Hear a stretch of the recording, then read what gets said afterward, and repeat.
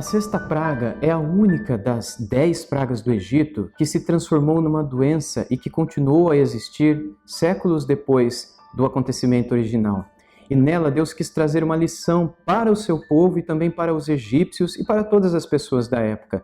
E a grande lição é que quando o povo de Deus for oprimido, quando o povo de Deus for de alguma maneira humilhado, não será o povo de Deus que realizará a paga do mal que lhes trouxeram.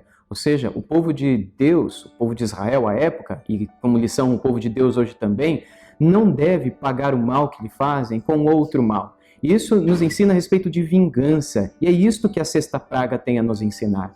Quando nós lembramos da história do povo de Deus no Egito como escravo, eles foram humilhados e oprimidos durante séculos, durante quase 300 anos, tendo que realizar a construção de cidades, de pirâmides e de outras grandes construções.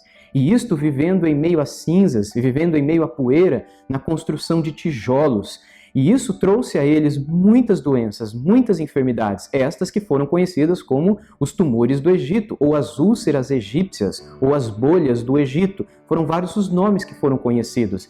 E curiosamente, na sexta praga, Deus fez com que todos os egípcios experimentassem um pouquinho daquilo que o povo de Deus experimentou durante todo o tempo em que eles foram oprimidos e escravizados pelos egípcios. Em Êxodo, no capítulo 9, a partir do versículo 8, nós lemos assim: Então o Senhor disse a Moisés e a Arão: Peguem mãos cheias de cinzas de um forno e que Moisés atire essa cinza para o ar diante de Faraó. Ela se transformará em pó fino sobre toda a terra do Egito e em tumores que se arrebentem em úlceras nas pessoas e nos animais por toda a terra do Egito. Eles pegaram cinzas de um forno e se apresentaram a Faraó. Moisés atirou a cinza para o ar e ela se transformou em tumores que se arrebentavam em úlceras nas pessoas e nos animais. Aqui, portanto, nós vemos que a vingança não pertenceu ao povo de Israel. Não foram eles que, após serem libertos da escravidão, voltaram ao Egito para se vingar ou para pagar com o mal que lhe fizeram. E a gente sabe que essa tentação é uma tentação humana. Todos são tentados a, de alguma maneira, fazerem alguma coisa para a pessoa que lhes fizeram mal. Desde crianças nós somos assim. Desde a nossa mais tenra infância nós somos tentados a dar um outro tapa para aquele que nos deu um tapa, dar um outro beliscão para aquele que nos belisca também. E fazermos alguma coisa que nos traga algum tipo de alívio, ou seja, a justiça foi feita. Agora a pessoa sofreu pelo que ela me fez. E isso nos acompanha ao longo de toda a vida. E durante todo o Antigo Testamento, o povo de Israel teve de aprender que com eles não seria assim. Que aquele que daria o outro beliscão, digamos assim, que aquele que devolveria, que faria justiça, não seria o próprio povo. O povo jamais se vingaria. O povo de Deus jamais pagaria o mal com o mal. O povo de Deus deveria aprender e aprenderia com Jesus, séculos depois, que ele deveria dar a outra face. Mas isso não significa que aquele que deu um tapa na face do povo de Deus ficaria impune. Porque como o próprio Senhor disse por meio de tantos profetas no passado, a mim pertence a vingança, a mim diz o Senhor. Ou seja, Ele é o nosso advogado, Ele é o nosso justo juiz, Ele é aquele que promove a nossa causa, é Ele que nos defende. Quando alguém nos faz algum mal, quando alguém nos escraviza, quando alguém nos trata de maneira errada, de maneira opressora, nós devemos simplesmente olhar para os céus e esperar que do Senhor venha a resposta e do Senhor venha a justiça. Isso não significa que você não pode ir atrás de certas justiças humanas, mas isso significa que mesmo quando a justiça humana falhar, a justiça de Deus nunca falhará. Nós devemos sempre confiar que Ele é poderoso para cuidar de nós em toda e qualquer situação.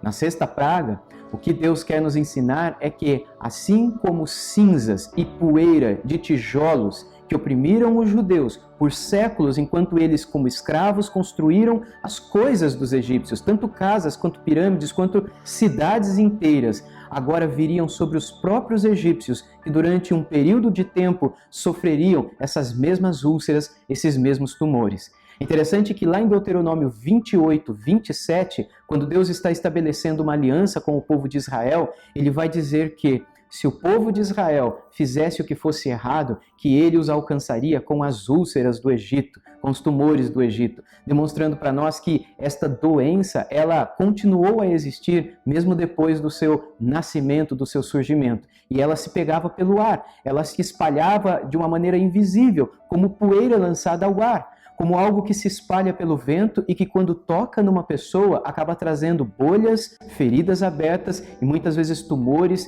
que estuporam com pus, trazendo angústia e pavor para a pessoa que fica infectada por esse tipo de doença. E aqui, o mesmo Deus que trouxe isso é o Deus que tirou isso das pessoas no Egito. Assim também como o próprio Deus que permitiu com que o povo dele se tornasse escravo no Egito, foi o Deus que libertou o povo dele do Egito. A grande lição é, se nós estamos nas mãos de Deus, nós estamos nas mãos daquele que é aquele que pode tanto matar quanto ressuscitar, que pode tanto permitir a doença quanto tem todo o poder para curar. Nós estamos nas mãos de um Deus todo-poderoso e que cuida de nós, que cuida da nossa causa, que nos defende, que nos protege, que nos guarda. Que esta lição da sexta praga possa guardar o nosso coração na confiança de que o que está cuidando de nós não é uma máscara, não é um remédio, não é uma proteção que nós possamos tomar para que não sejamos afetados por essa ou por aquela doença. Quem cuida de nós é o próprio Deus. Esta é a grande lição que nós precisamos aprender durante esse momento em que vivemos e diante desta sexta praga. Que nós possamos descansar nas mãos daquele que tem todo o poder para colocar e para tirar, para dar e para trazer de volta, para ferir e para curar. É nas mãos dele, diante de um Deus bondoso e justo, que nós podemos descansar.